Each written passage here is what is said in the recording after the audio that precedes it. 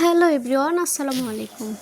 সবাই কেমন আছেন? আশা করি ভালো আছেন। আপনাদের দোয়ায় আমি অনেক ভালো আছি। তো আজ সকালবেলায় আমি চলে গেলাম আমার আম্মুর খালাবাড়ি।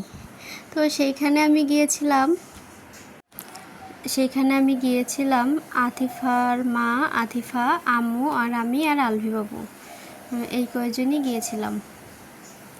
তো এই জায়গায় কিন্তু আমি এর আগে একবার গেছিলাম আমার নানুর সাথে, তারপরে কিন্তু এই দ্বিতীয়বার আজকে গেলাম। তো আজ আমরা কিসের জন্য এইখানে গেলাম, পুরো ভিডিওটা দেখলে আপনারা অবশ্যই বুঝতে পারবেন। আজ কিন্তু আমার আম্মুর ওই খালুটা মারা গেছে কিছুদিন আগে। তো তার জন্য আজকে এইখানে ছিল একটা মিলাদ মাহফিল, এরকম কিছু একটা ছিল।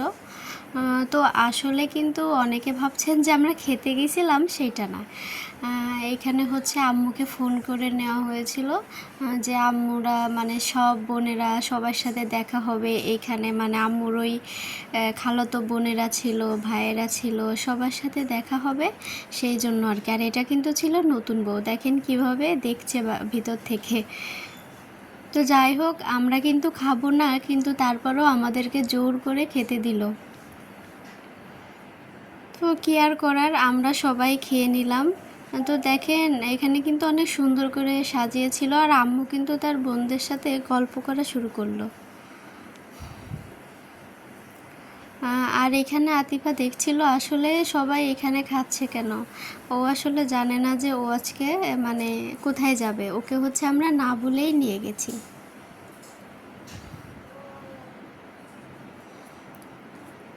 তো দেখেন আমরা কিন্তু প্রথমে গিয়ে চিনতে পারি নাই, তারপরে আম্মুর একটা ভাই ছিল, সে কিন্তু আমাদেরকে এই ঘরে নিয়ে আসছে এইখানে।